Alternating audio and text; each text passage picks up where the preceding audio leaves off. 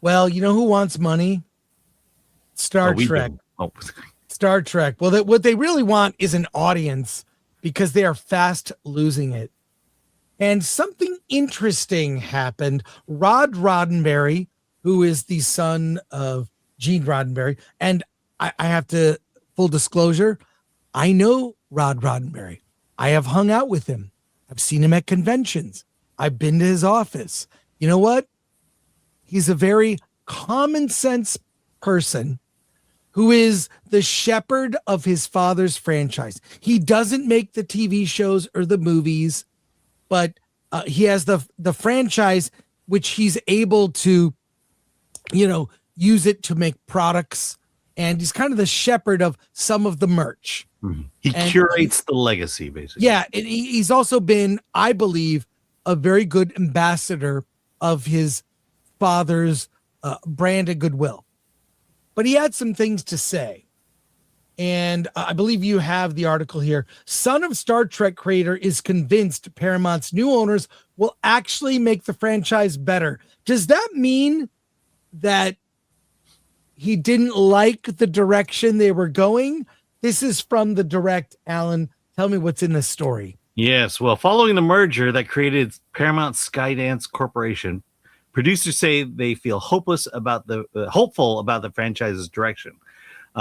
His co-producer Trevor Roth says, "Our hope is that the new leadership understands or appreciates what we appreciate about Star Trek."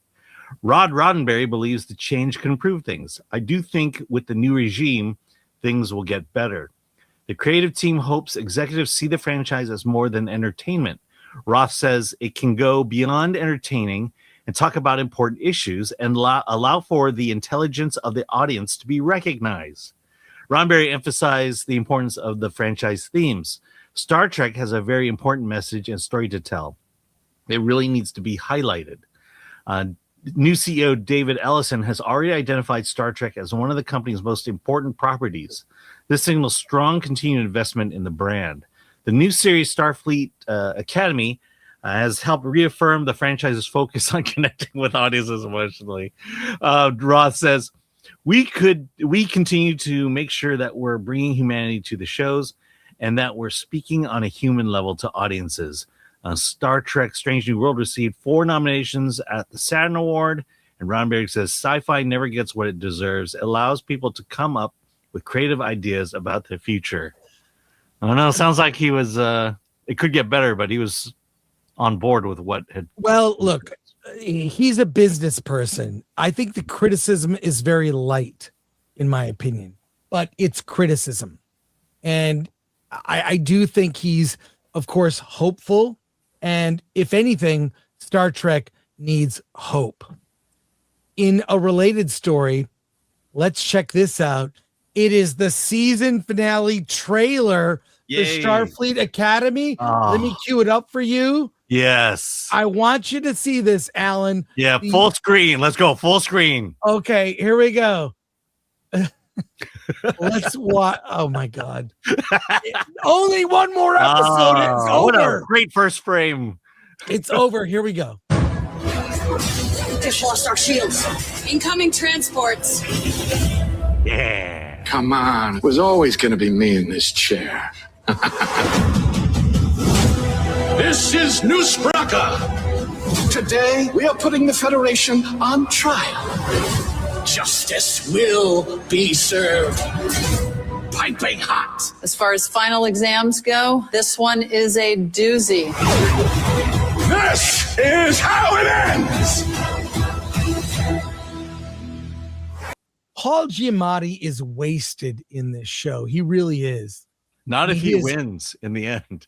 If he wins, well, I'll just say this. You know who's lost? The audience. But hearing that criticism from Rod, and I've had deep conversations with Rod. He is being a diplomat right now. Yeah. I do know behind the scenes, he has his own opinions, but he is a team player. 69. I think this is going to be the end of the KURTZMAN era, once Starfleet Academy season 2, which is already done and in the can, debuts, they're definitely going in a different direction with Star Trek. That's my prediction. You know, if I were Paramount, I would just release what was shot. Don't spend money on special effects or anything. I think we can use our imaginations to enhance the crap that's already in the can. Yeah, well, I know at least one thing about season 2. Can I just say it's not gonna get better. It's not gonna get better. I mean, how could it get worse? Yeah, it can't. It can't. I mean, is there more to scrape down at the bottom of the barrel? Well, let me just say this. You know, one of the best things about Star Trek, or Star Trek at its best, is it's a hopeful vision of the future. We have been bombarded for almost the last 2 decades with depressing visions of the future, depressing visions of our superheroes, so little to hope for. And even, you know, young people, children in school are coming up, are being bombarded with, you have no hope. Climate change will destroy your future. Why bother having kids? And this is sad. So I'm going to share something with you. There is an organization that is seeking hopeful visions of the future. In a post on X, and we will share this post, Peter H. Diamandis, MD, says stories shape our future. Storytellers manifest our destiny. Someone somewhere is writing an epic screenplay that is more Star Trek than Terminator. A vision of a compelling and optimistic tomorrow that will shape humanity's next few decades. Aside from that, I do believe that our entertainment influences how we feel about our country, how we feel about ourselves, how we feel about the future. Let me know. I'm going to show you where this leads. He has a longer thread here, but he says, what if we asked storytellers around the world to envision an epic and compelling future for humanity and then funded them to produce that film? What if we could flood the world with positive visions of the future rather than dystopian predictions? And let me play this video. He even references Star Trek in this, and you will not believe the prize. You got to watch this. It's 1 minute, Alan, 1 minute. I'm going to play it for you. Here we go. You know, this exists because of a TV show, and I'm not exaggerating. Martin Cooper, the man who invented the mobile phone, said he built it because he saw it on Star Trek. He saw Captain Kirk flip open a communicator and thought, hey, I can make that real. The iPad, it started as a prop in Star Trek 2. Video calls, Star Trek. Voice assistants, Star Trek again. Props became products. Fiction became multi-trillion-dollar industries. So here's the question. What's a vision of the future that excites you? What stories offer humanity a hopeful, compelling, and abundant vision of what's to come? We're putting up $3 million in prize money plus millions in film financing to make your movie. Our program, in partnership with the XPRIZE Foundation, Google, and Ranged Media Partners, is called the Future Vision XPRIZE. And it's one of the world's largest competition to address humanity's greatest need, hope.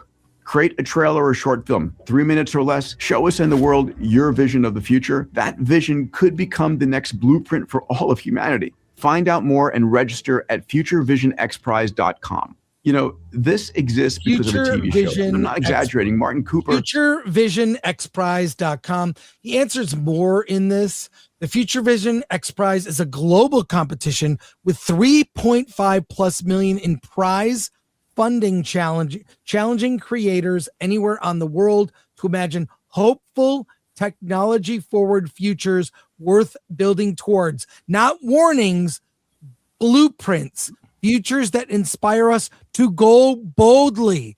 This guy is more Gene Roddenberry.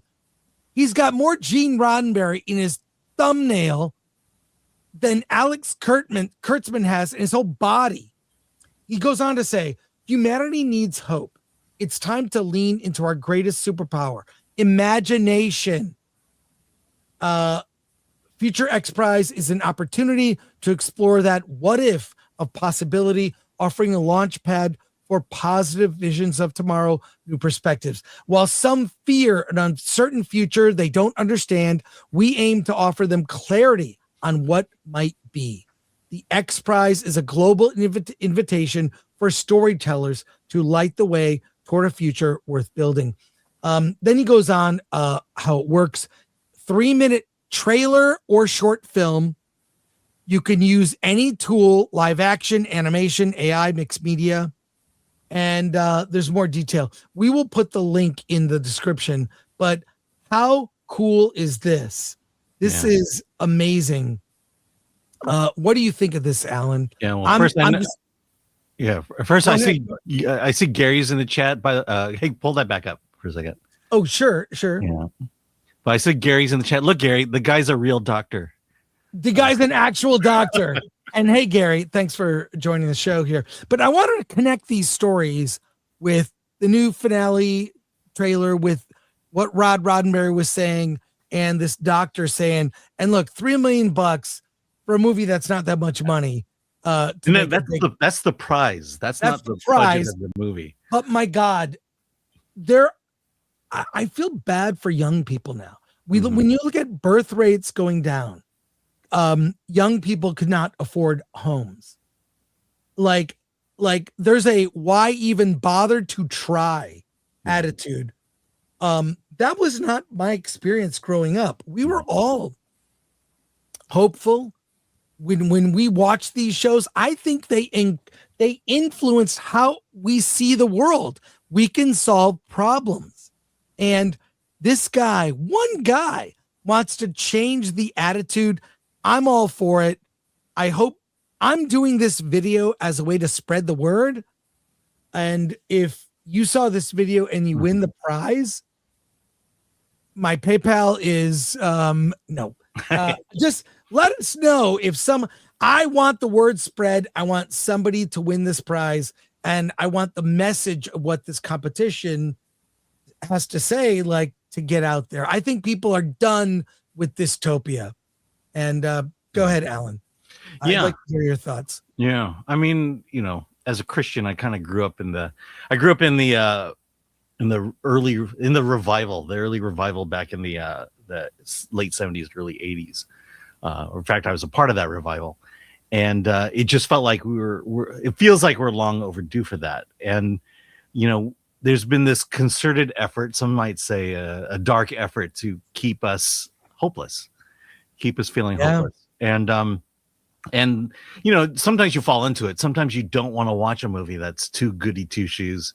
You want a little bit of darkness in your stories, but we're getting too much of that. It's too much. It is too much. I agree. And the idea that we are shifting everyone's brain, especially those creatives, to say, let's look into the future with hope rather than with despair, that can get contagious. And I think that's what he's going for here. And I pray he succeeds.